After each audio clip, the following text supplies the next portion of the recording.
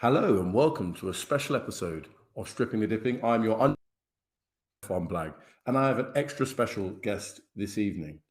We have a guy that, in his teenage years, has already achieved more than many of us could ever dream in Formula One.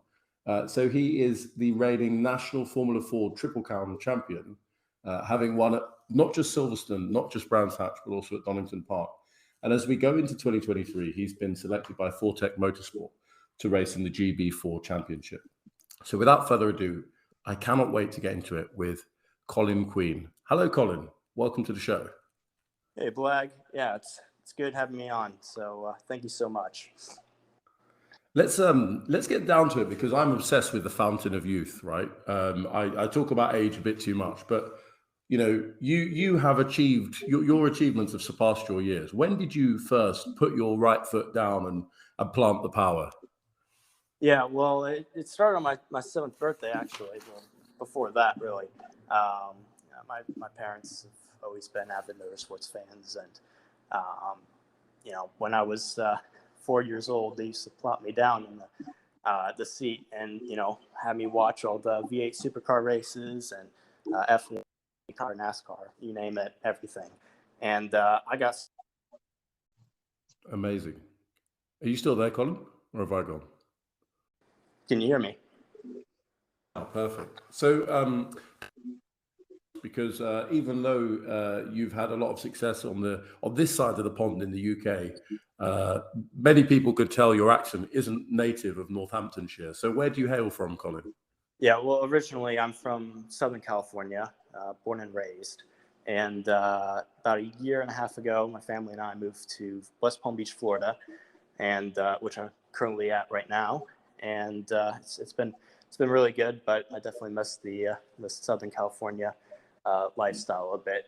But I've been living in the UK more than I have in Florida, so I'm more in that environment, and I've been able to Amazing. So you've talked about your first experiences watching the V8 supercars, IndyCar, F1, NASCAR. Do you have any sort of vivid image, a particular driver, a particular car that you can remember from that era? Yeah. So, well, I've ever since I was a little kid, I don't have extremely vivid memories, but except F1. F1 really, hit home for me with that I really want to start racing. And for my seventh birthday, my dad took me to Adams Motorsports Park. I know you guys have had Troy Adams on the podcast a couple months ago, which he's an absolutely fantastic person, great background. He's helped me probably more than anyone else in my journey, and I can't thank him enough for everything he's done for me. So he took me to Adams Motorsports Park when I was 7 years old, and absolutely loved the go-kart, and everything after that is history. You're making history as you go through. So what's really fascinating is we've talked to quite a few sort of drivers from the US. Yourself, we've talked to Miles Rowe. We've talked to a couple of female drivers who've been in the W Series and in the midget cars as well. And of course, we talked to Mario Andretti. But you've taken the route to come to Europe. So tell us a little bit about before you came to Europe, sort of what you got into the karts at 7. What did you do? And then when was it that you decided, okay, no, I'm going to move to Northamptonshire and the cold weather? Yeah, well, the first time I came to Europe was back in 2014 during the Rock Cup final and in Italy. I got that through a really lucky prize at the SCUSA, my first year in the SCUSA championship, and in karts when I was in cadets. And that opened up a huge perspective for my parents and myself. And after that, it just became even more real. In 2018, I went to Europe again to race OKJ and the WSK series in Italy, as well as represent the United States in the CIK Academy Trophy Series. And, when I really wanted to start cars, I actually was going to run over here in the U.S. But ever since COVID hit, our plans have changed dramatically, and it gave us more time to really think about, where we should go, where I should start, my car career. And that was with low density racing in the UK in Formula Ford. And that has probably been the best decision we've ever made. Formula Ford's just an incredible series. I've learned so much from it. I've had really good success this year in it. And I think it's a great stepping stone for F4 and beyond. Looks that way. I mean, looking at your record, so correct me if I'm wrong, the first year you came over, you placed 8th in the standings, and then this year, just finishing, you won the Triple Crown, you came 2nd in the overall standings. I mean, I always worry when sort of drivers are coming from other countries that they've got to learn the tracks and that we need to give them time, but you seem to have settled in really well. What would you put that down to? Yeah, well, a lot of training at that. The UK tracks are vastly different to my limited experience in cars over here in the US. I think I've always been good at picking up tracks quickly, and it's definitely helped in the UK. Learning tracks like Snetterton, which is one of the most technical tracks I've ever driven. Anglesey and Knockhill and Silverstone, all of those tracks I've been able to pick up quickly, and a lot of time on the simulator has helped with that as well. The simulator must be sort of a godsend and something that may not have existed even a decade ago. Which of the UK tracks would you say has been your favorite so far? That's quite a hard one. I've had a lot of memorable experiences at pretty much every track. If I were to sum it up, I would say Snetterton is my most favorite. I love technical circuits, especially long ones, and I've been able to flow with that track really easily, and I've had good pace, good success there, and really just me personally, it's just a perfect track. I should employ you in the marketing department for Snetterton. Yeah. I think I've driven past it on the way to a holiday, and always wanted to go in. So you've been in Formula Ford for the last couple of years, and obviously won that Triple Crown this series. You're looking to go into GB4, the GB4 Championship. Can you tell our listeners what that's all about? Yeah, well, the GB4 Championship is quite new. It just finished its first season this year, and I'm a avid believer in what Jonathan Palmer is doing with GB4 and GB3 series. It's definitely going to pick up pace next year, and it was, out of all the options, it was the best choice for us. Fortec, being the team they are, that it's just incredible to work with. Going to the shootout, winning the prize money, working with them was great, and I think it was quite an easy decision to make. And it's good to know this early what we're doing next year, instead of over the past 2 years having to scramble last second, see what we're when we're flying out, where we're living and everything. I mean, Fortec have had some big names. I mean, I'm looking at it here, and you've had sort of Juan Pablo Montoya, Mike Conway, Heikki Kovalainen. We're adding you to that list as we follow your career. So tell me about the shootout. I'm the sort of guy that, obviously I have a day job, but when there's a little bit of pressure on, things just feel a little bit more difficult. So you're in a shootout. I think, was it £20,000, but also Yes. the ability to get this drive? Like, did you feel any different behind the wheel? Well, it was a new car to me. I did drive a similar car back in 2020 during the lockdowns. It was an F4 in California at a local racetrack. But I think I settled in quite well with the Slicks and Wings car, and was able to pick it up quite quickly, and be consistent enough and fast enough for them to decide that I'm the one that should earn it. So I'm truly grateful for that. Fantastic. And you mentioned Jonathan Palmer, who people of my vintage will remember. He used to be the co-commentator in Formula One.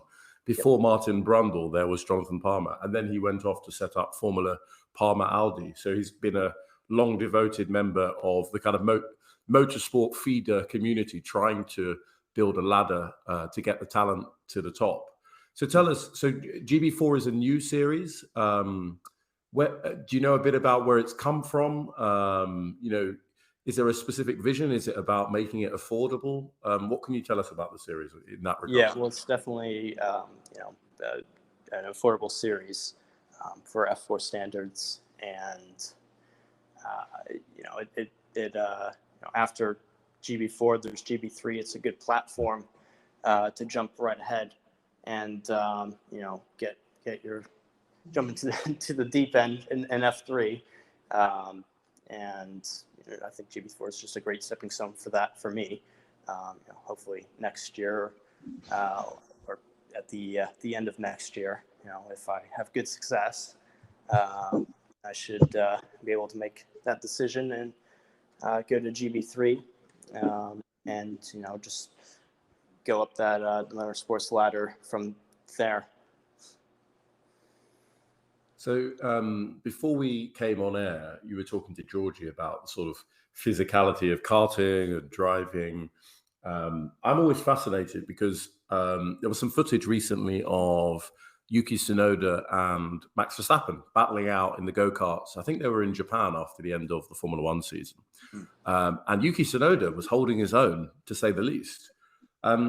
What's the difference? You talked about slicks and wings, but like switching from go-karts to those initial sort of feeder car series, what's the difference in your driving style, and does it favor particular drivers over others? Yeah, well, it was quite an easy switch from karts to the Formula Ford.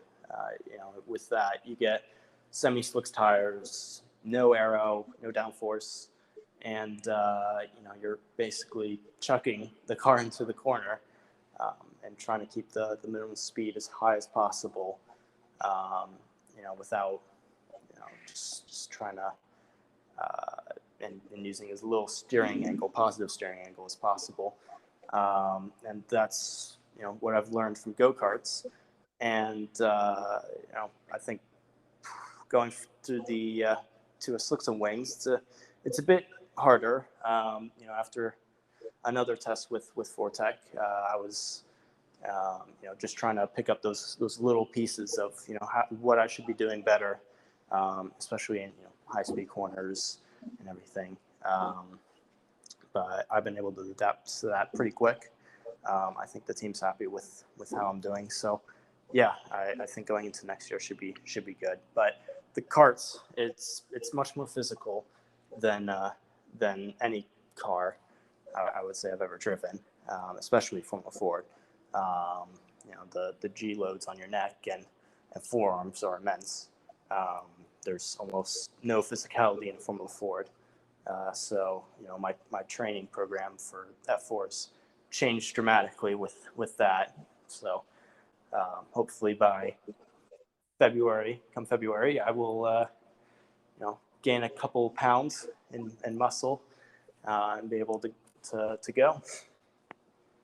That's a key distinction, because I think most of us are going to gain a couple pounds over the next few weeks as we go through Christmas. But yeah, important that it's muscle. Thinking about the move to slicks and wings cars as you described them, I was listening to one of our sort of peer podcasts. There are some guys who host a podcast called Slow Pit Stop, and they had a woman called Bianca Bustamante, who is in the W Series. I think she comes from the Philippines. And she was describing in certain corners, you actually drive faster. It's kind of counterintuitive. If you've come up from karts, there's more grip if you drive faster in the corner. I don't know if that's right, or like, could you describe a little bit like what the adjustments you've had to make or you will have to make as you go into F4 equivalent cars?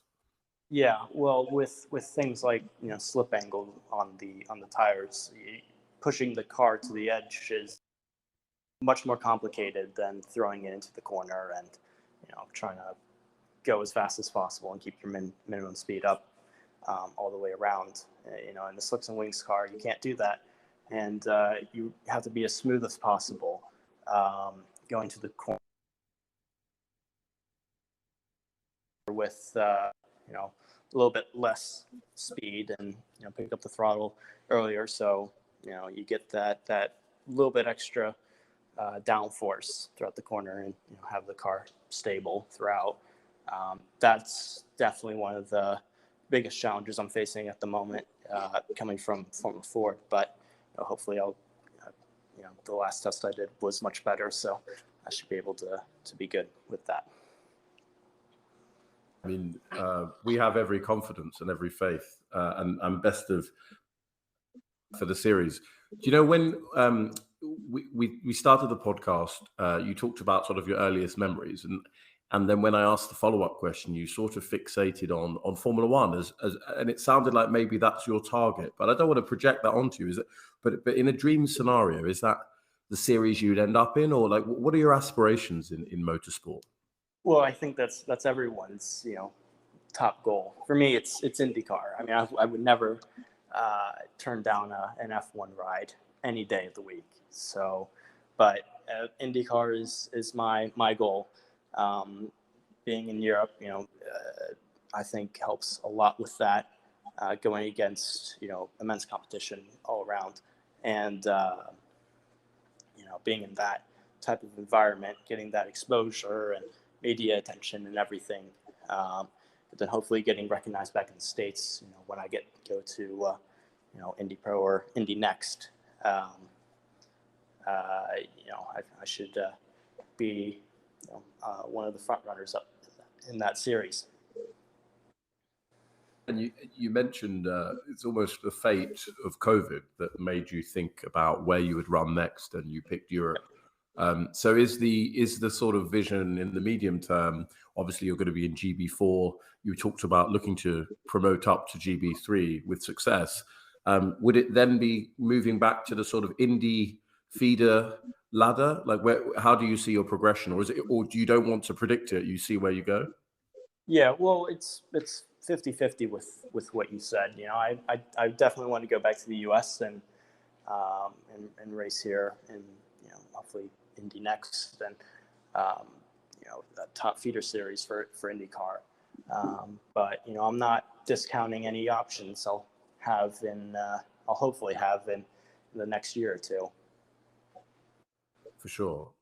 So tell us a little bit about your setup, because I think that it's easy we're all fans of motorsport here, and we sort of hear people say, "Oh yes, and now I'm in this series, and I had to adjust to the car." But the reality, as a human being, obviously you've got your family, you have your education, you've got to find sponsors. You need management, etc., etc. Can you describe? So you're currently back home in the US at the moment, but when you're over in Europe, are you?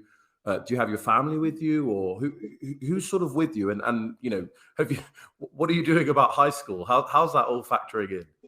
Yeah, well, firstly, I live over in the UK by myself. Well, with my teammate. This year was with Andre Lafond. He was my teammate on Ammonite, and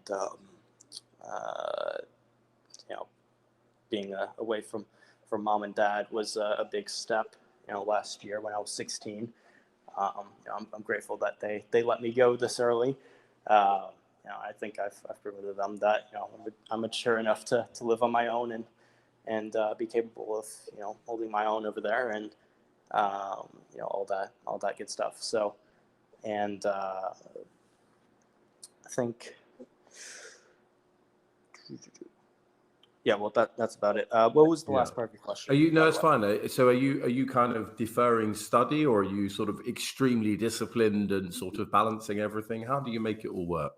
Yeah, well, I try. I definitely try my best. I'm online schooled, so I don't go to a regular school in the U.S. or anything, or in the U.K. It's all on my laptop. I do everything on there, and balancing everything. It's definitely difficult, but I think I've set up a good structure to where I'll be able to maximize everything I do on a daily basis.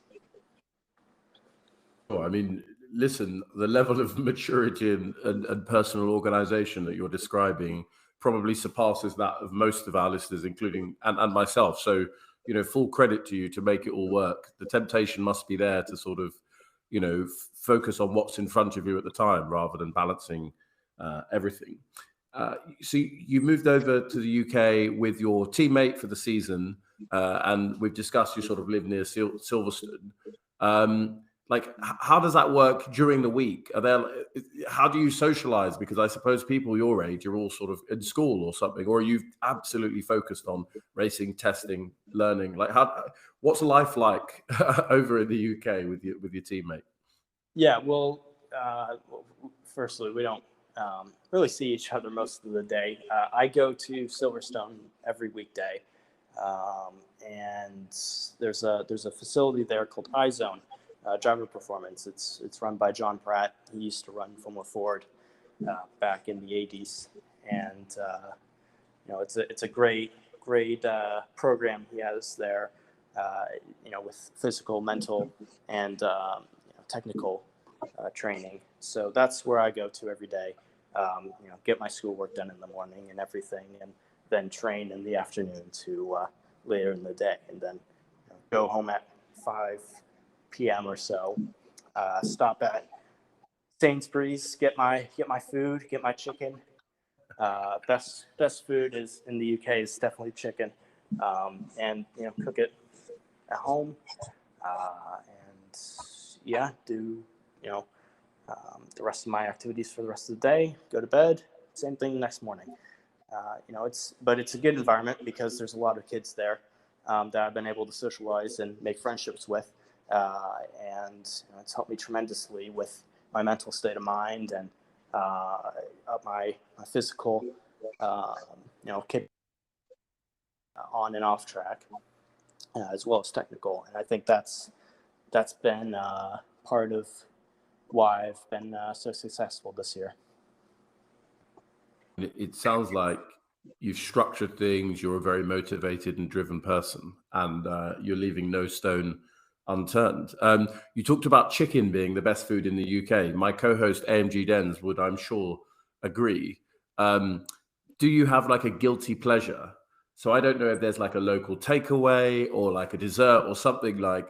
Obviously, you've got to watch what you're eating for that mental and physical state. But is there something that your guilty pleasure when it comes to food in the UK?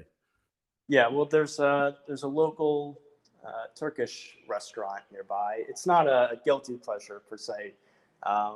It's really good food, and I will order a takeaway every now and then, and also maybe get a Ben and Jerry's or something from the store here and there as well.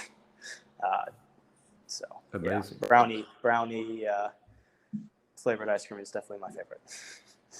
Yeah, I mean, there's no arguments here on that one. Okay, Turkish. Yeah, I was going to say that's quite.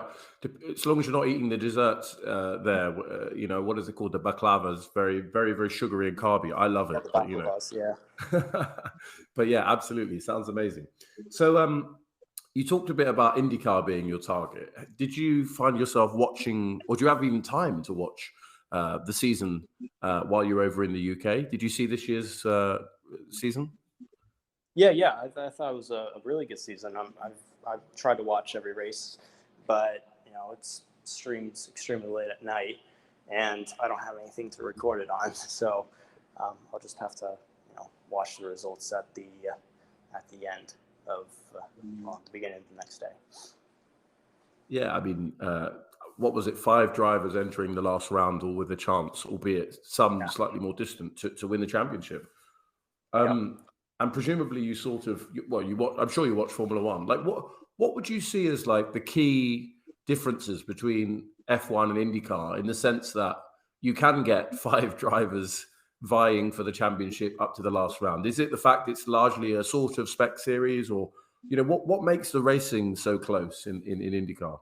Yeah, well, I think the spec aspect of IndyCar makes the racing so much closer, and the amount of drivers on the grid as well. To have a shot at winning a race every time. You never know who's going to win the race in IndyCar. It could be someone from 15th position. So it's a gamble every race. It's very much a strategy game as F1, but the spec aspect definitely makes it much more exciting, and that's definitely that's pretty much why I really want to go to IndyCar. Well, and it's here in the U.S. I don't have to travel over the world or anything, but yeah, it's just a perfect series in my eyes. I'd agree with that, and we love IndyCar on this. It's a real common misconception among European sort of fans of motorsport that, oh yeah, that just mainly ovals. I looked at the season this year. I think there are only 4 ovals. Not that I dislike ovals. So lots of road and street courses, the competitiveness, the refueling from my perspective makes it sort of, as you say, tactically much more interesting. As you say, you could be out of sync, and then suddenly the person in 15th is leading the race because they ran a little bit longer, or they've gone out of sync. Do you have any sort of favorite drivers in the current series? And also, I guess, do you have any idols from yesteryear that you particularly looked up to? Yeah, well, Colin Herta is definitely my favorite driver on the grid. I look up to him, with a great, well, how do you say it? Well, any other than that. So, yeah, well, Colin Herta, he ran at Adams Motorsports Park when I was a little kid, and with Buddy Rice, and I watched him go around the track. I don't know how many times in junior kart, and now where he is now, he's definitely had a lot of success in IndyCar, and I look up to that greatly, and he's definitely my main idol. But back in the day, I don't know much. Scott Dixon, definitely. He's definitely the most successful IndyCar driver there has been. Being how old he is, he's an anomaly in motorsport, and how he can even physically handle an IndyCar is incredible. So I look up to him as well.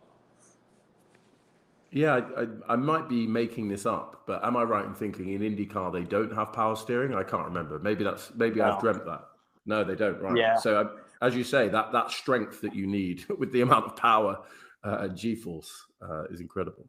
Yeah, I think it was Roman Grosjean that said that he almost passed out at the end of his first race because it was so difficult compared to the F1, because after F2, right, there's no power steering in F2, and then you get straight to F1.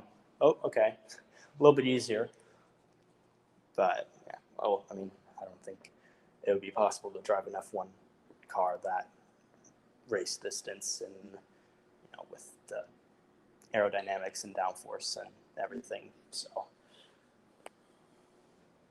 I would guess not, although it would be intriguing to see it. I'm sure there have probably been some occasions where power steering has partially failed, and we may not have heard about that. Right.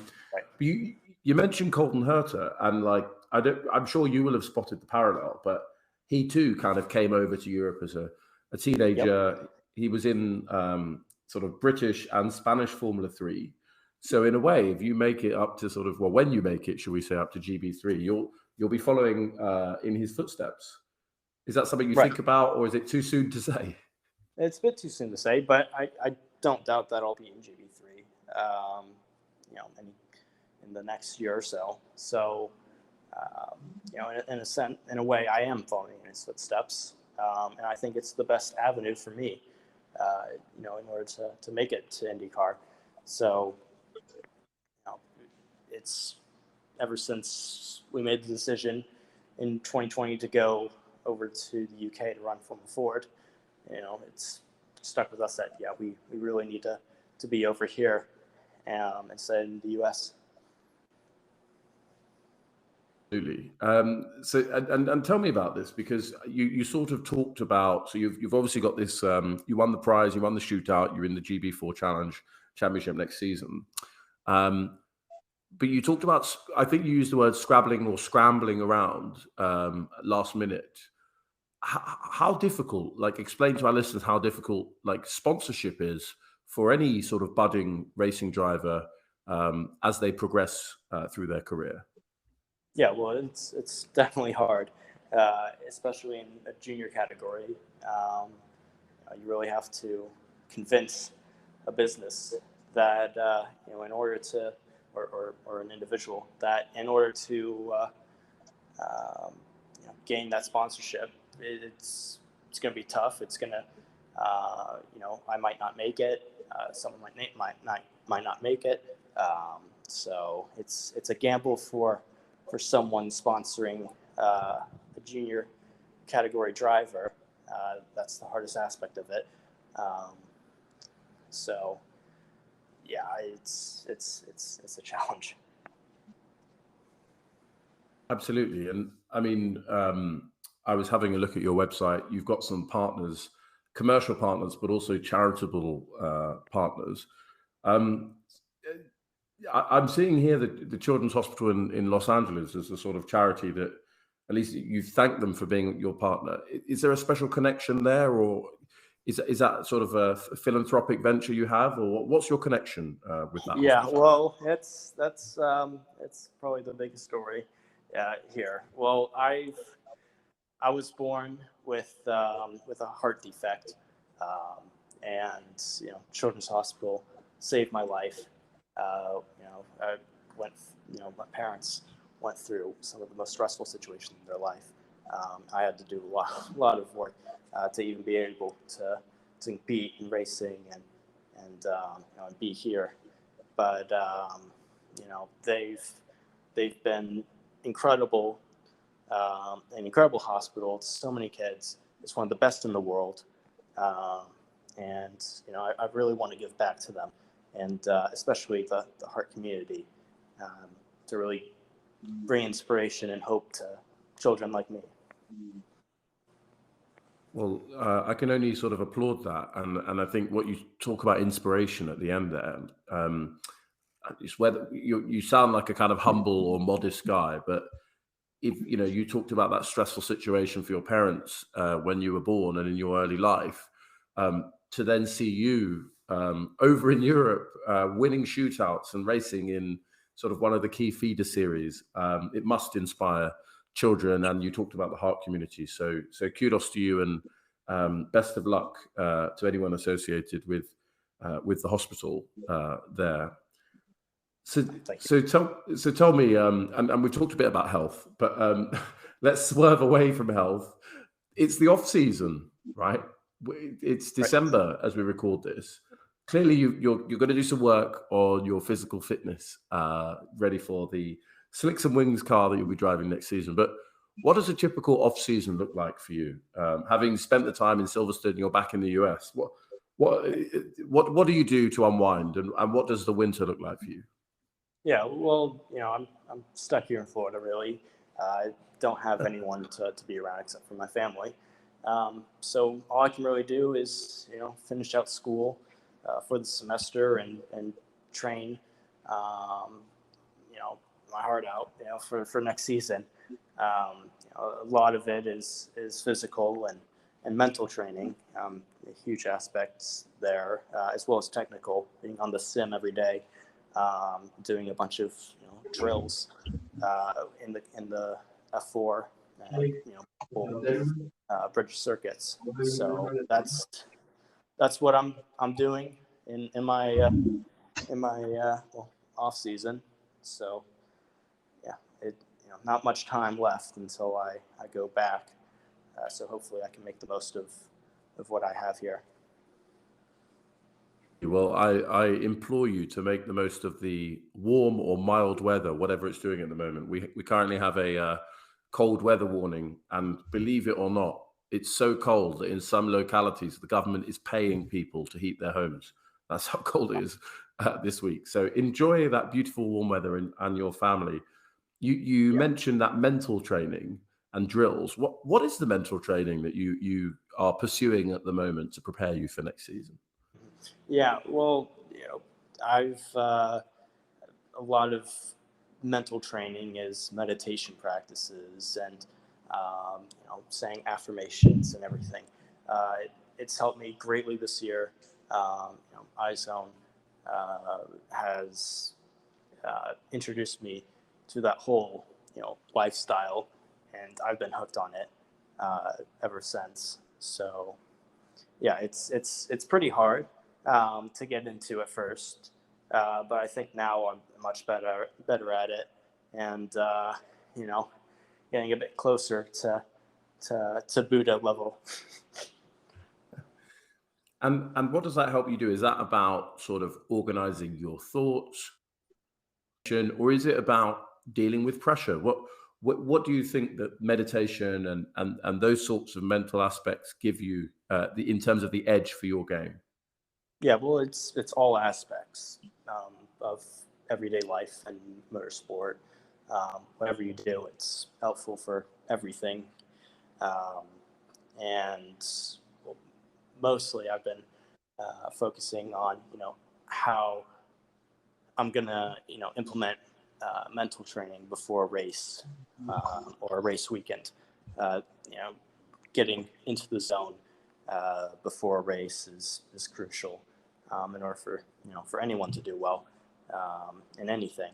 So just practicing that all the time. Not slipping up on all the training with that. It'll just boost me into another level next year. Amazing. Well, best of luck with that. As we wind down the interview, we have a few, I guess, sort of less serious questions that we're going to trial on you. Is that all right? Yeah, that's fine. Yeah, absolutely. Right. So we've talked a bit about IndyCar so far. Let's switch to Formula One.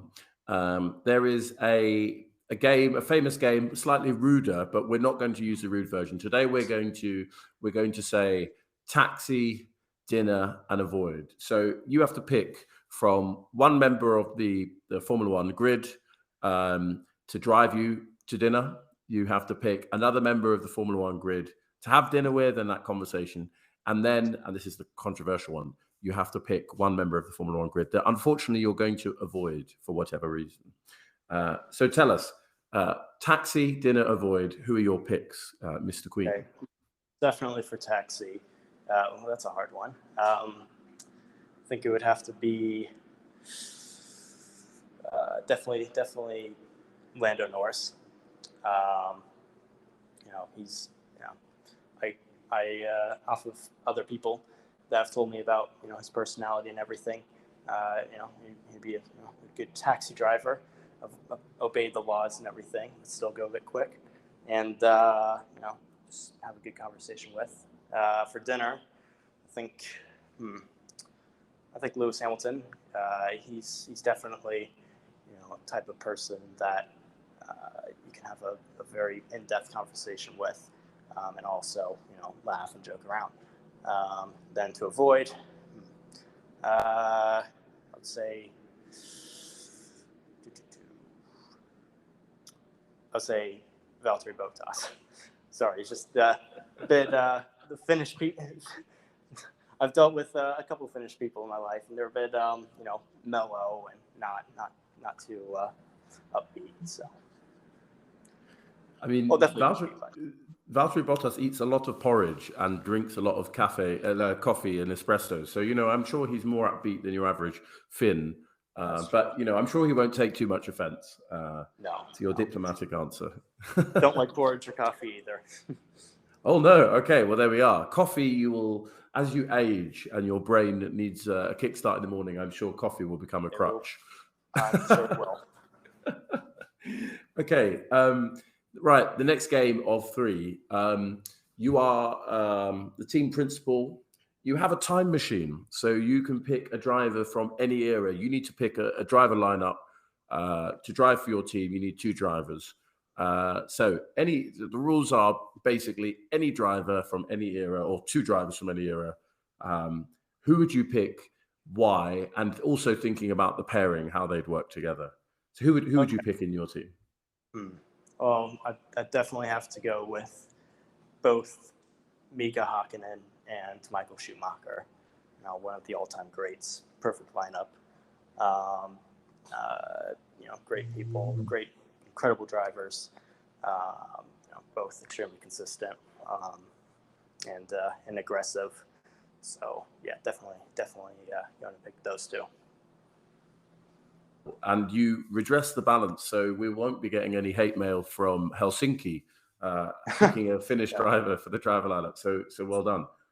Although, if I recall correctly, Mika Hakkinen did replace Michael Andretti in Europe. Speaking of Americans trying to work in Europe, so it's a 50-50 there. But no, fair play. No, you've been fantastic. Okay. So we come to the question of all questions, and you strike me as a guy that's quite healthy, but unfortunately, we're going to force you to eat some carbs here, okay? So this question's all about pizza. We've asked the greats of the sport, anyone that we've interviewed, we've asked this very, very important question. So you're served the pizza in a restaurant, and it has pineapple on it. Do you eat it or not? Pineapple on pizza, yes or no? It's going to be a bit controversial, but I do like pineapple on pizza. So yes, Colin, I love you so much. You're part of the pineapple squad. Okay, fantastic. Yes. A growing minority. You and Mario Andretti would not get on, but on all other aspects, you have a lot in common. So fair play. Okay, great. Okay, brilliant. Well, look, thank you so much for giving us your time today. Well, I can't thank you guys enough for having me on the show. Yeah, well, no problem. And we look forward to following you, particularly when you come over and have to endure the cold weather with us in the UK. Before we let you go, is there anything you'd like to shout out, and where can our listeners find you?